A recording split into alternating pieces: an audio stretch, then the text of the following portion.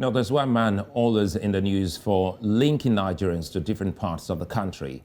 He's not the driver, but he ensures the roads are good and motorable. He leads Nigeria's infrastructural drive from the front and is working to reduce the housing deficits and provide shelter for homeless Nigerians. He's building bridges, making pathways, building homes for the betterment and comfort of many. Welcome to Village Square Africa's exclusive with Nigeria's Minister of Works and Housing, Babatunde Raji Fashola. I'm Sulaiman.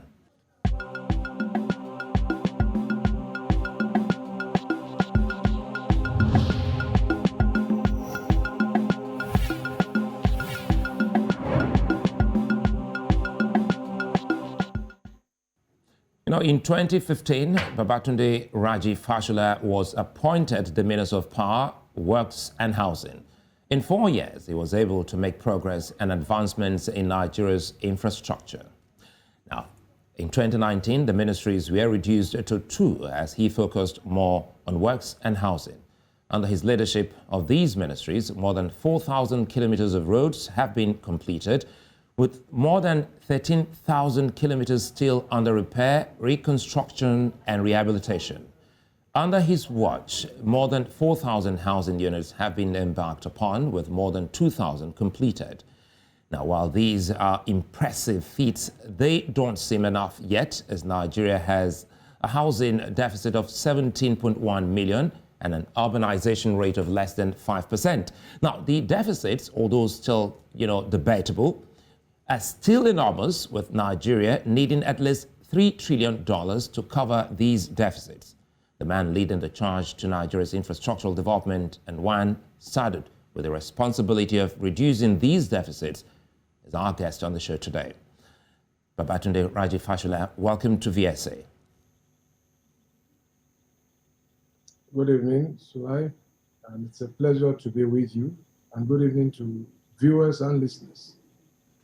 Thank you very much. Good to see you. And quickly here, because for us here on News Central, because we broadcast to many parts of the continent, a lot of Africans also will try as much as possible to break down some of our terms and terminology so that those watching us from outside Nigeria can also understand what we're saying in case we delve into such. But let's start by asking how you'd describe your time as minister so far. It's been more than 6 years of service in that capacity.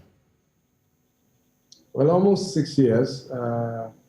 November 11, 2015 was when I was appointed. So it's been almost 6 years, but very challenging 5+ years, and very educative for me too, having to travel across Nigeria, seeing some of the places I only once read about, driving on roads, meeting people, and very, very exciting also in terms of having the privilege to contribute to building infrastructure that would support the nation's enterprise for many decades to come. It's a very, very humbling opportunity.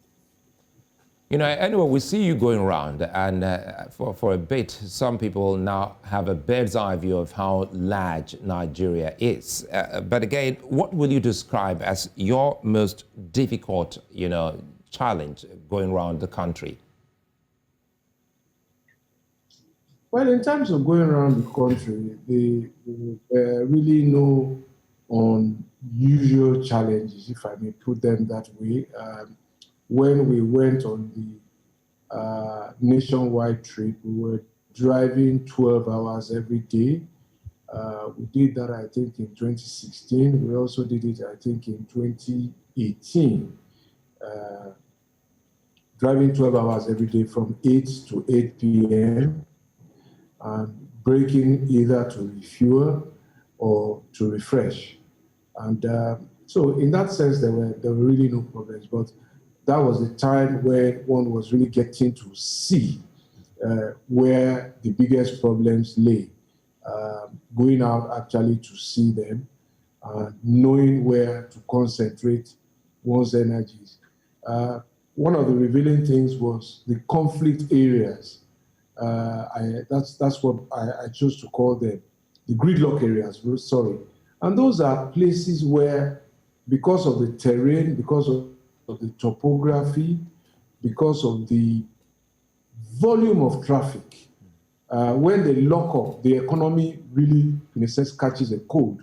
Places like Calabar, Udupani, because that is a major axis for moving many produce, not the least of which is construction material from the hinterland of Cross River State around Ogoja to most of the south and southeast.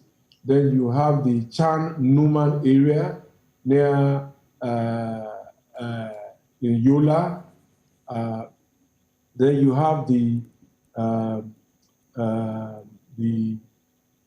Benin, Auchi, or Kene axis linking Edo to Kogi State. That can also be a very difficult point. And then Warri Saple area. And those are very, very difficult places. And let me mention Lagos to Abeokuta, Ota, through Ota. Those can be very difficult places during the rainy season. Construction is going on in all of these places, but until we finish the work, people experience some difficulty. So going around helped me to see them firsthand and probably to reappraise them with our team. Well, I'm excited you've mentioned some of these, because since we came up to let Nigerians know that you'll be coming on the show, some of the key questions have been around the Calabar axis, the Goja axis, and even the Benin Auchi axis or Kenya axis, as well as that in Delta State.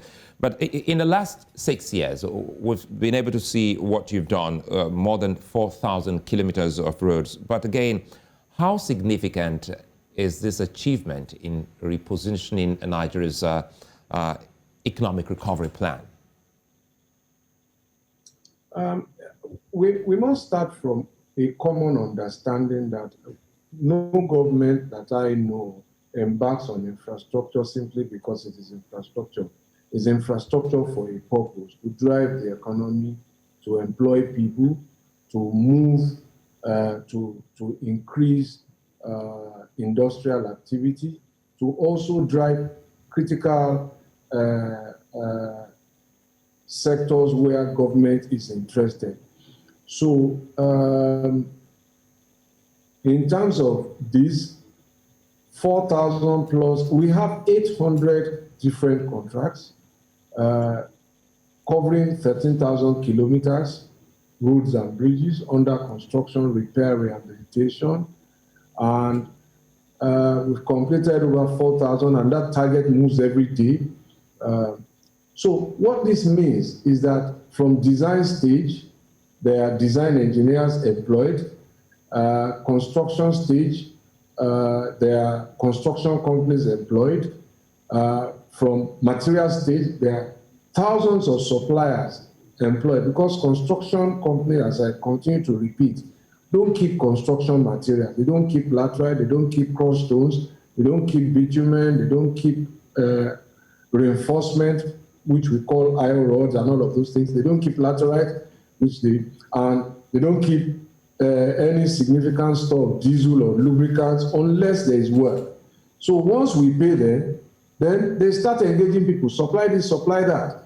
And then you now go to working those materials on batching plants, on quarries, and at construction sites into the finished product that we all want to see.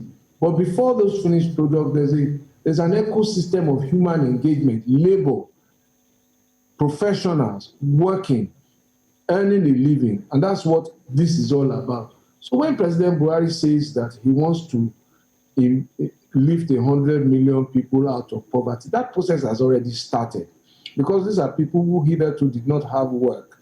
And as you do more of this, then you create opportunity. But that is only part of the story. After construction, there is maintenance.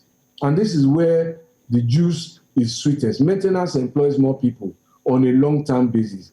And we now have a national maintenance policy inaugurated by this government in 2019. So one example I cite to people on the second Niger Bridge, off the top of my head, I can recall that in the quantities, it is going to require 19 million liters of diesel to finish that project. So Julius Berger doesn't make diesel. So that's somebody's benefit.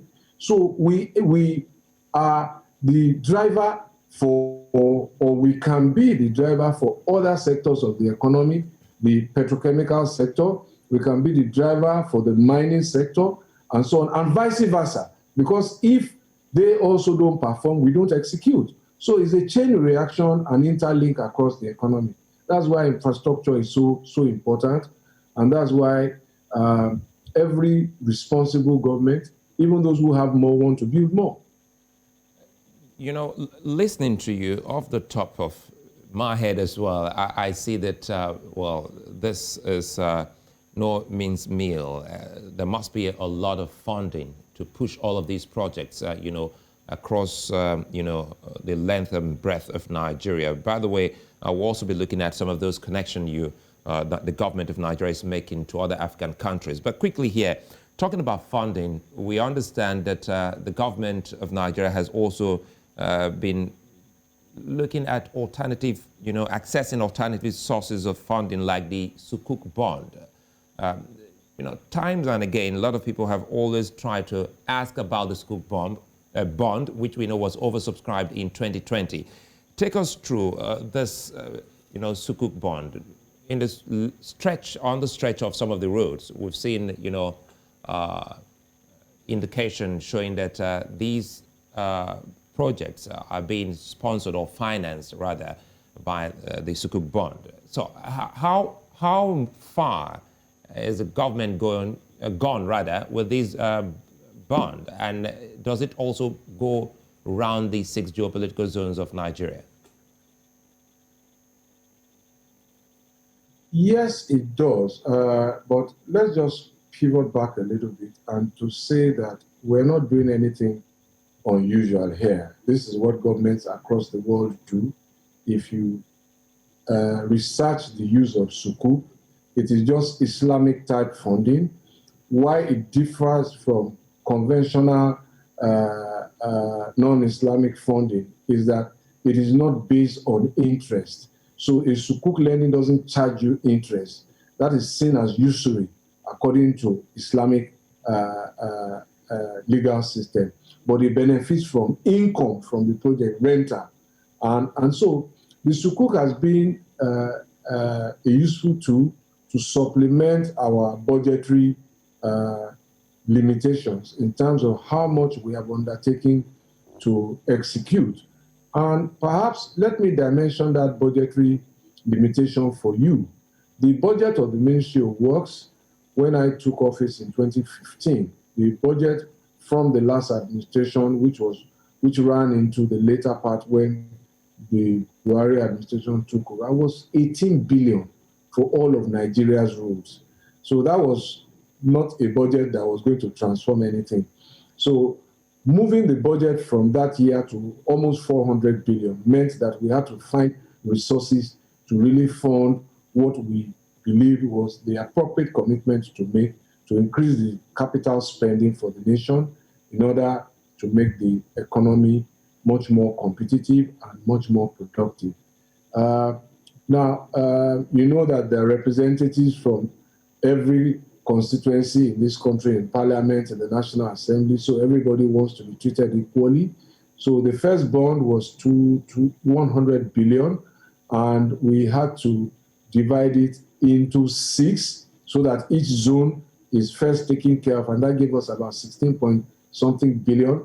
And then on the basis of that, we now looked at the very strategic routes within each zone that we needed to accelerate. So that goes back to then the priorities. What are the priorities of government? Priorities of government was to move heavy-duty vehicles, heavy goods vehicles across different parts of the country to support trade. Priority of government was to evacuate our ports efficiently. Priority of government was to move our petroleum products effectively. So if you then go to where the Sukuk is being used, like the Niger Bridge was constructed by the Sukuk. So it shows that if there is steady funding, Niger Bridge took barely 3 years to finish because there was steady funding. But we have bridges that have been in construction since 2002, 2006, because funding is not consistent. So that's what the Sukuk can do. So you will see progress on roads like inside Lagos, for example, you will see the Outer Marina almost completed. That's a federal road. You will see on the Lokoja, Abuja highway, you will see on the Chan Numan that I mentioned to you. The Sukuk is also helping on the gridlock areas, some of the gridlock areas of Kenya and all of that. So we're using it in that way to deal with some of our most difficult and compelling and immediate challenges. We'll come back to looking at roads and bridges. You've also mentioned some of those places where construction has been on, and you also mentioned the second Niger Bridge. It's something we'll also look at, and there's this footage we also have. That's the bridge linking Cameroon. We'll also look at that. But quickly, let's talk about housing. And it is something that a lot of Nigerians have been asking if truly the government is working to ensuring that the deficit is, breached. For some people in government, they still think that, that's why I use the word, is still debatable. Some still think that Nigeria doesn't have a housing deficit. So is affordable housing a possibility in Nigeria?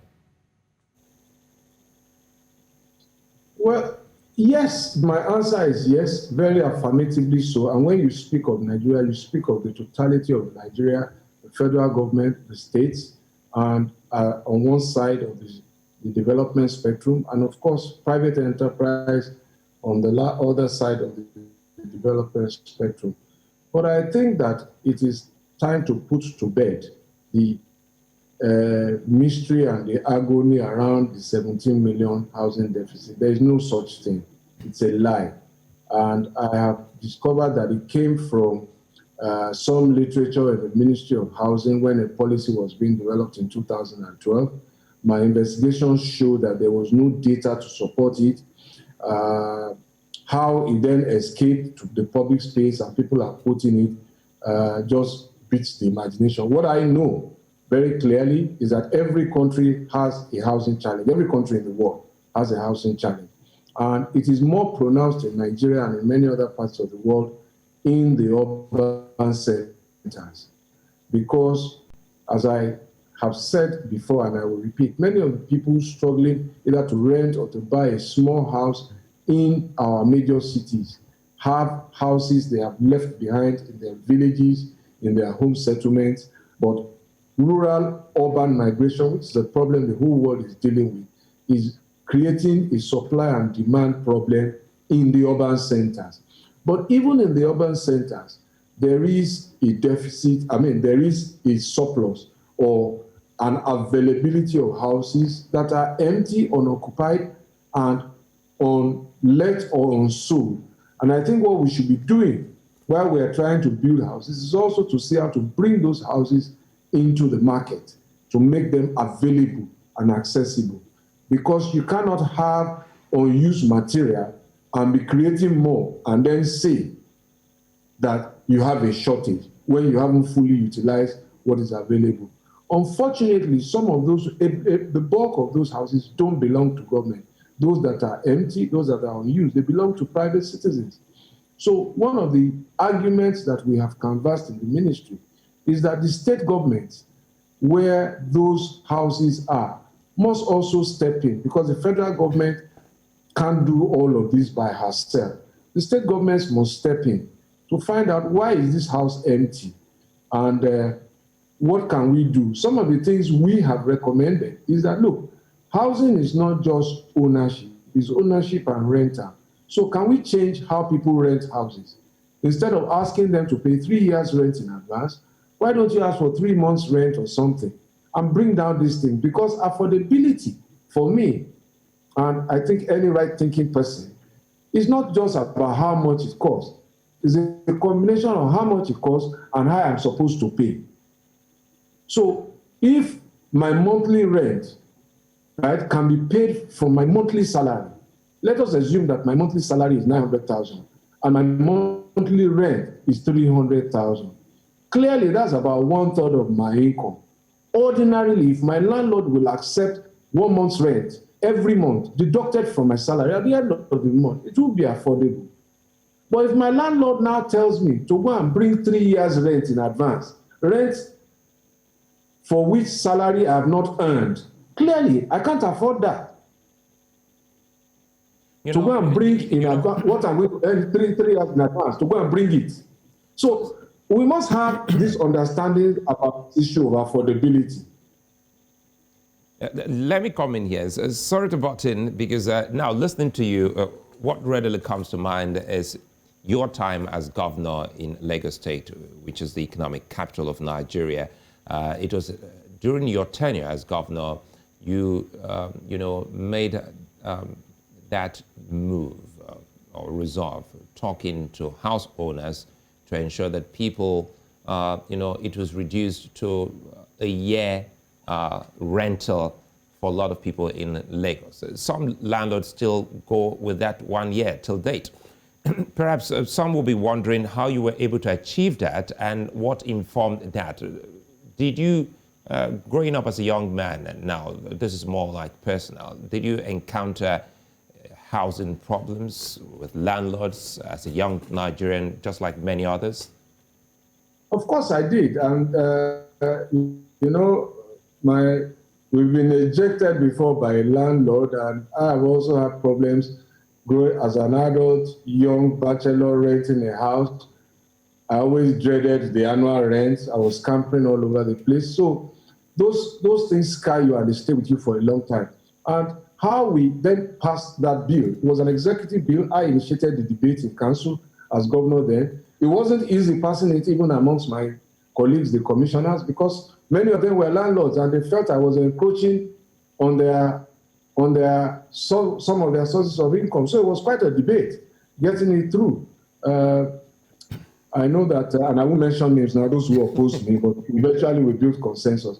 But the thing to say is that rent is not a federal matter, it's a local matter. So if I was a state legislator today in any House of Assembly, this is one of the issues that I would be looking to bring up a member's bill to show the constituents that I really understand their problem and I'm representing them. And I venture to bet that if there were such legislation and it was passed, those who support that kind of legislation will walk into a very warm embrace of their constituents at the very right time. You know, time was, especially in the early 80s, the Federal Mortgage Bank was very, very vibrant. I don't know what is the position of that agency at the moment, the Federal Mortgage Bank, as well as the Federal Housing Authority. What are they doing, to helping Nigerians in the matter we've just been discussing, housing? There's a lot that is being done by those two agencies. They're parastatals of Ministry of Works. So when you were talking about us building 4,000 houses, those were just 4,000 houses of the National Housing Project being built directly by the ministry. They do not speak to the other housing projects, PPPs, site and service schemes being undertaken by the ministry directly. That runs into several other thousands. They also do not speak to the projects being undertaken by the Federal Housing Authority in many parts of the state. I think they have a couple of thousands of projects in many parts of the country. And you will see that lately, that agency is being strengthened and being reformed slowly but surely. Also, it's not just building houses, but also to ensure that those who have bought houses in your estate can look back and say that their houses essentially retain the qualities with which and for which they invested when they were young. Now that they don't become slums. So you are seeing them now trying to reclaim back places like Festac from squatters, from planning distortions. You're seeing them in Gwarimpa also trying to enforce urban and planning regulations, and they will be moving to other places with federal government support. The Federal Mortgage Bank is also investing now in digitalization. It is a bank, and some of its competitors have left it behind because perhaps government didn't pay enough attention. The Buhari government is paying attention. So they are computerizing their processes, and they are also innovating in terms of expanding their customer base, not just from public servants alone. We want more people to contribute from the informal and private sector to the National Housing Fund, because it is that fund that the Federal Mortgage Bank then lends to people at single-digit interest to finance mortgages or housing development or home renovation, as the case may be. One of the things the Federal Mortgage Bank has done under the Buhari administration is that it has removed the need for a 15% equity for anybody seeking a loan of 5 million and below. Before, you had to provide your own equity, and that made it unaffordable. And so again, that's another definition of affordability and lack of affordability. If I can't come up with 450,000 naira, I can't borrow 5 million. Federal Mortgage Bank has said, no, don't worry. Come with zero equity. If you meet the other conditions, you will access a loan of not more than 5 million naira, so that your interest payment will be factored in over the whole sum, less your equity would have been the case. I really wonder if, I really wonder, sorry again, I wonder if many Nigerians know about this, because this is a good information, which I doubt if many Nigerians are aware that you can actually access, with all of those bottlenecks being, dropped from, accessing the Federal Mortgage Bank facility. Well, one of the reasons I accepted to talk to you, apart from the opportunity it gives me to see your face again, is to also use this opportunity to talk to Nigerians about some of the things we're doing. Federal Mortgage Bank also has a program on one of your sister channels every Friday evening, where they share with Nigerians what they're doing. Federal Mortgage Bank is mandated. So let me finish on that, if you permit me. Go ahead then. So that's for 5 million and below. For those who borrow 5 million up to 15 million, the equity contribution, I think, used to be 30%. We have slashed that to 15%, again, to make it easier and, by extension, more affordable. But in terms of affordability, we've designed a national cooperative housing scheme. And this is instructive. We want people now to build what they like, what they can afford, rather than just waiting for government to come and build for them. So what we have done is we encourage people now, register as a cooperative, get your own land, get your design, build what you can afford, design it, get your state government to approve the plan, so that nobody will come later and say you built an illegal building without planning approval and then demolish it. On the basis of that, as a cooperative, apply to the Federal Mortgage Bank. They will give you an estate development loan of 80% of the cost of construction. They will also finance your mortgage payment. Of course, all of this is subject to if your cooperative members contribute to the National Housing Fund, because you cannot profit from what you did not invest in. So that's another process. And we have, I think now, off the top of my head, I know that over 50 cooperatives have received approval. The bonies are being disbursed, and about 70-something cooperatives have their applications under process in different parts of the country. So that is also happening through the Federal Mortgage Bank. And the Federal Mortgage Bank is also financing the cost of the construction of houses, and we're nearing to completion. As I said 2 days ago when I went to Econ, the very first shoots of completion of projects are beginning to germinate, and we hope to see more of them in the next weeks and months as projects come to completion and can become accessible and useful and occupied by people. All right, okay, we'll take a moment. When we return, we'll be taking questions from Nigerians from across the 6 geopolitical zones and talking about road construction. There are also some roads that some people have also asked that the minister give clarity on development. That's when we come back.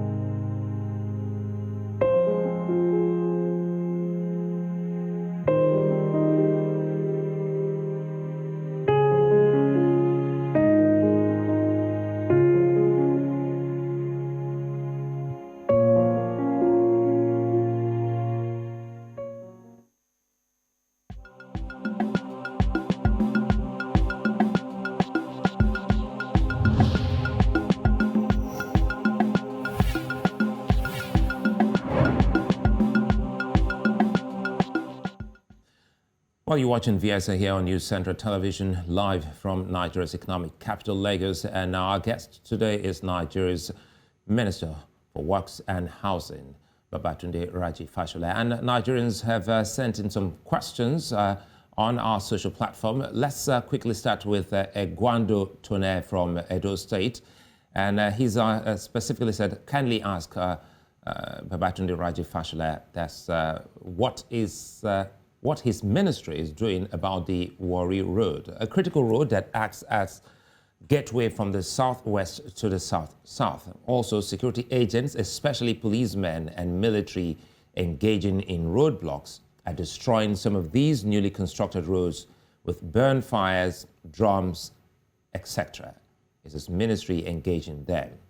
And quickly, when is the government introducing toll gates in some of these federal roads so as to maintain these roads? We can't afford to go back to the dark days of terrible roads. So we're taking them one after the other. Okay. So, I think he had three questions all rolled up in one. Yes. Let me start with the last one. On the tolling, you might wish to know that we started a policy, the Highway Development Management Initiative, and that has received very, very exciting responses. We've had very interesting bids coming. We will be concessioning 12 major highways in the very first instance, accumulating to over 1,000+ kilometers. It will be the largest single highway concession project ever undertaken on the African continent. We've just finished the evaluation of the request for qualification. So very soon, we will announce what the tolling policy of the country is, and that will be in a matter of weeks.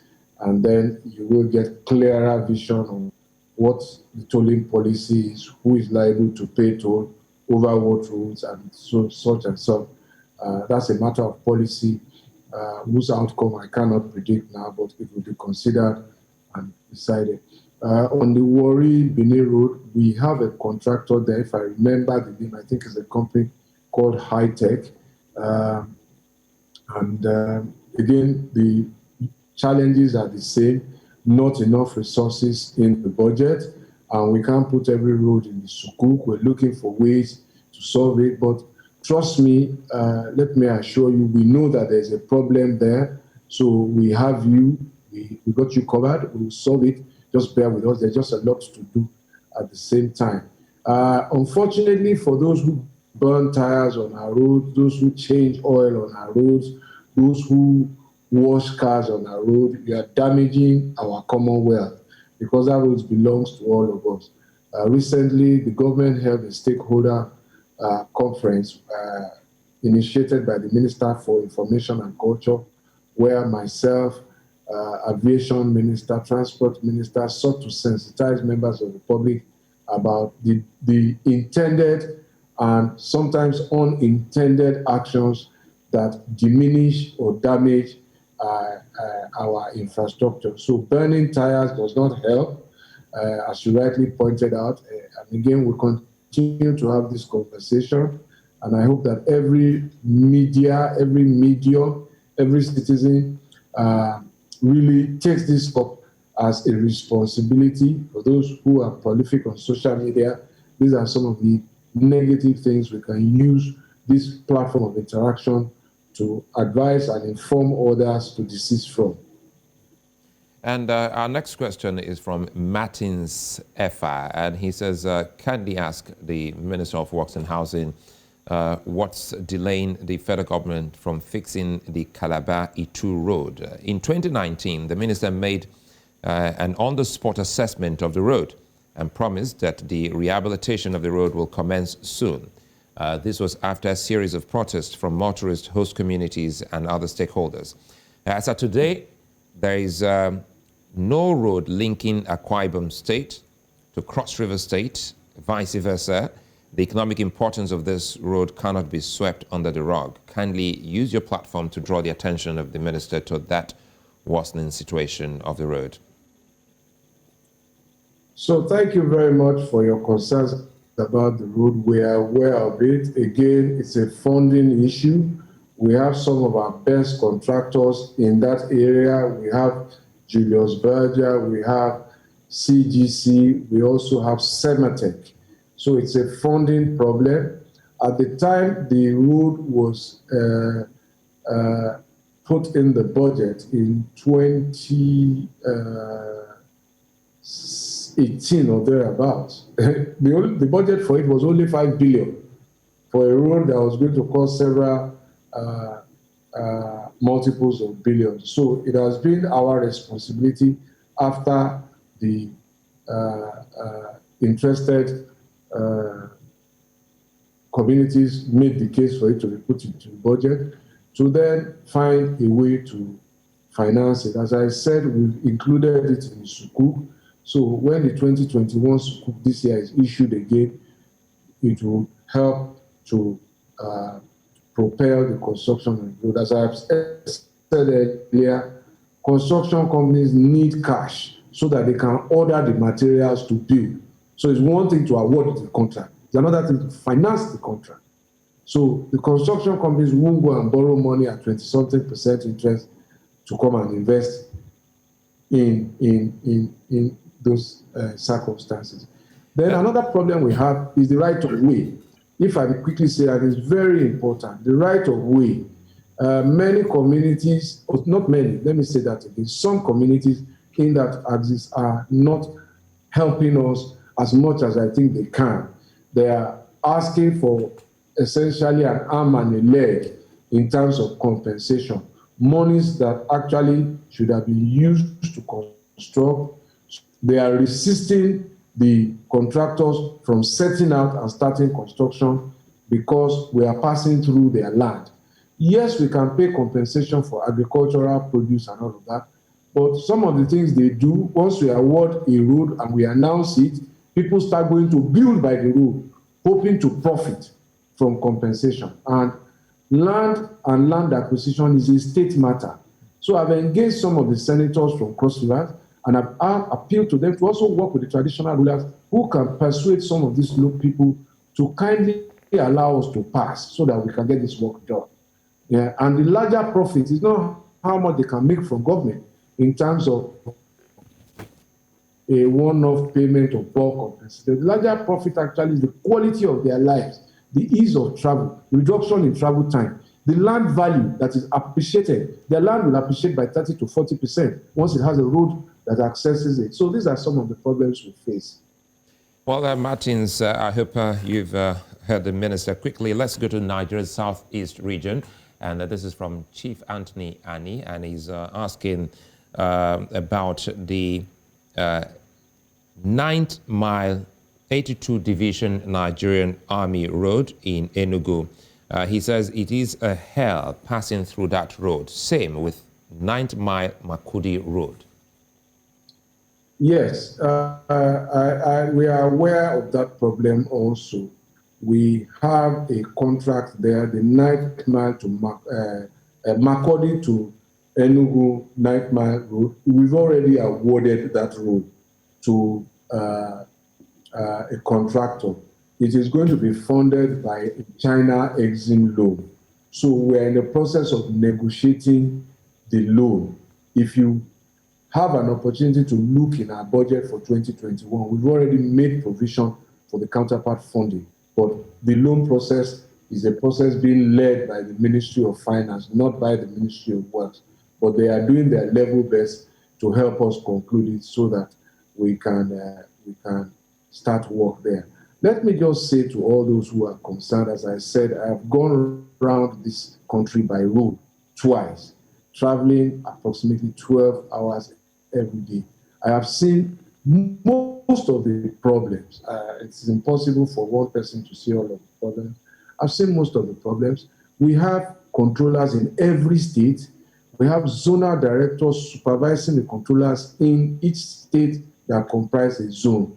I get monthly reports with photographs of what is going on almost every road, and I read them, so we know.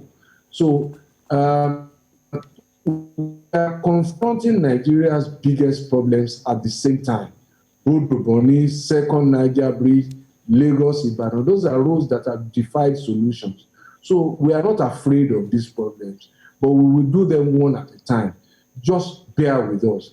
The President, Muhammadu Buhari, is so clear in his mind that if there is nothing he gives to Nigeria, it is to improve the stock of infrastructure he met. And he's doing the same thing on the agri front as he is on the security front. And these are problems that take some time to solve. But clearly, there is a method to this, and the results will fructify in a matter of time. Let me bring this from Nigeria's southwest, and it's the Sagamu-Ikorodu Road. And the viewer said that the road seems to have been abandoned despite its strategic position in alleviating traffic snare. Although works started there, but suddenly everything went to a halt. Are there things the minister will want us to know about this hiatus? Yes, the only problem on Sagamu-Ikorodu Road is again funding. But before I go into that, let me just say that when that road was constructed, it was largely a rural area. There were no drains. The place is now fully built. So the first thing the contractor is doing is to build drains so that the road would last. And if you have been to the area, you will see the drainage work going on. Yes, the final pavement where you all want to drive smoothly is not done, but it will be done. We are proposing that the road now be considered for the 2021 Sukuk, and we've also, we're looking at how to fund it. The contractor has returned certificates that the budget provision is not enough to pay. So if we can't pay the contractor, how does he order more materials to finish the road? This is the logical sequence of how things work. Incidentally, I was on that road, I think 2 Saturdays ago, because I went to Itoiki and also took the opportunity to see the problems going on in Itoiki, where the senator from that zone is also, it was in my office 2 days ago, Senator Bill. No, last week before Eid. He's been corresponding with me about his concerns. Again, it's cooking, frying so many fish at the same time, really, and making sure there's enough space for everything to get done at once. But we know how big this problem is, but we are prepared for it if people are patient, because truth be told, there was no contractor on that road before Buhari. So let's define progress. So work has started. So what needs to happen now is let's finish it. So things have moved. So let's just acknowledge the little progress, as modest as they may be. And I know that it means nothing until it is finished. And we desire to advance it and where possible finish it within the life cycle of this administration. Again, but it's a question of resources. And you will hear the debates when we go to borrow. Some say don't borrow, but there are no compelling alternatives to how to raise finance, because this government is waiving taxes since 2020, especially with COVID. So you can't come back to the same people and say, I want to do your infrastructure, I want to raise your taxes. So those who say, don't borrow again, you're borrowing. We're borrowing for investment. These are assets that will last 20, 30, 40, 50 years. This is how nations grow. They borrow, they invest, and they reap the rewards later. Those who say that we shouldn't do that and who can't provide an alternative, as I said at Econ Bridge, they are home economists. This is public finance and infrastructure development. Long-term, far-sighted vision by President Buhari. Let me butt in here. Sorry to cut you, because I'm trying to look at the time so that we can quickly wrap up and take some of them. We really can't exhaust all the questions here. Now you mentioned Econ Bridge. I know you inspected the Unfum Econ bridges this week. What were the takeaways from the inspection visit for you? For Econ Bridge, it was clearly the takeaway was that first it was a local contractor, Cetraco, and it showed capacity. It also showed that if there was money, they can do this. This was barely 3 years, financed by the Sukuk. So the investors in the Sukuk should be very proud of this. The Umfum Bridge was financed by the African Development Bank. That is our link across to Cameroon. That will improve interborder trade. It will help our competitiveness under the African Continental Free Trade Area. And for those who say don't borrow money from international and multilateral finance agencies, well, the Umfum Bridge is an example of what this administration has done with the loan from the African Development Bank. Let me be clear, this is a joint project by the government of Cameroon and Nigeria, the Umfum Bridge, because it was a project that was conceived as a consequence of the ceding of Bakassi to Cameroon. But in order to ensure that both nations remain in close partnership, that bridge was conceived to relieve the old bridge.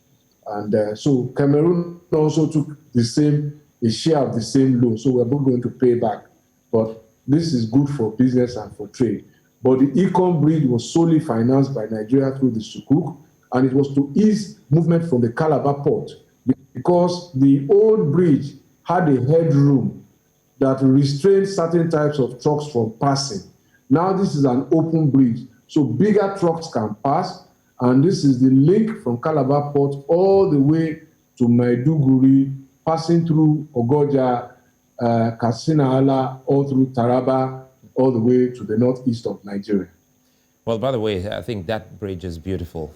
I just couldn't help looking at those the footages from that bridge. But that takes us to the second Niger Bridge. When will it be delivered? Okay, the second Niger Bridge should finish sometime next year. Very soon, I will go and assess physically what is going on there. But again, we have to thank President Buhari for all of these bridges. We have to commend his leadership. We must commend all my colleagues in the Federal Executive Council too. Without their votes, without their support, those memos that led to the award of these contracts wouldn't pass, so I thank them.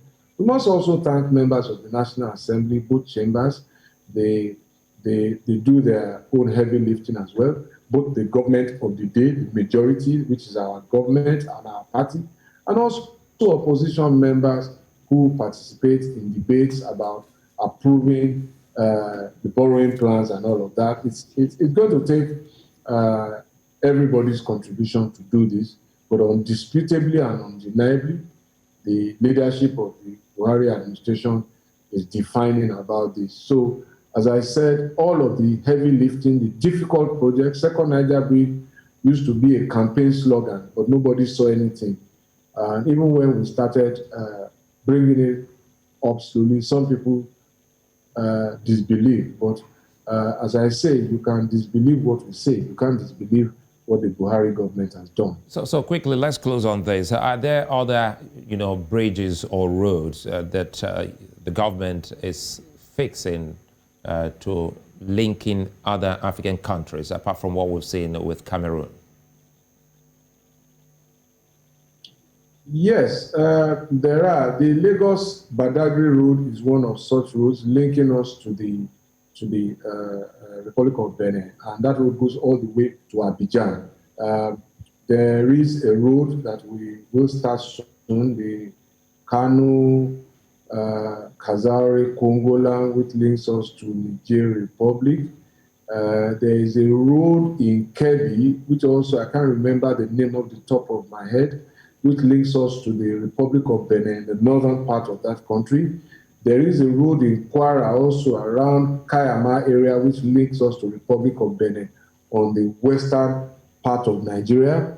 On the eastern part, we have talked about Cameroon. There is a road in Yobe also, I think, linking us to Chad, and many more like that. So those are, again, part of the national priorities. Then the Lagos, Kano through Ilori-Jeba Road is part of the Trans-African Highway, which links us to Niger Republic and all the way to Algeria. I serve in a committee of ministers working on those roads representing Nigeria, and just 2 weeks ago we had a ministerial meeting think the next one will be hosted by Tunisia. So there's a lot going on in terms of connectivity, not only on an interstate level, but on an international level as well. Well, I think it's a fine place for us to say thank you for being such a nice company, as we promised in 2020. We'll give you time again, and we hope to have another conversation with you looking at the progress or otherwise of your ministries, maybe in the next maybe few months from now. Many thanks. Thank you very much. I'm sure it will be more progress. Absolutely. Well, you've heard it all from Nigeria's Minister of Works and Housing, and all we can hope and wait to see is an improved Nigeria and Africa with better roads and houses for all. Well, it's a wrap on the show today. Many thanks for watching.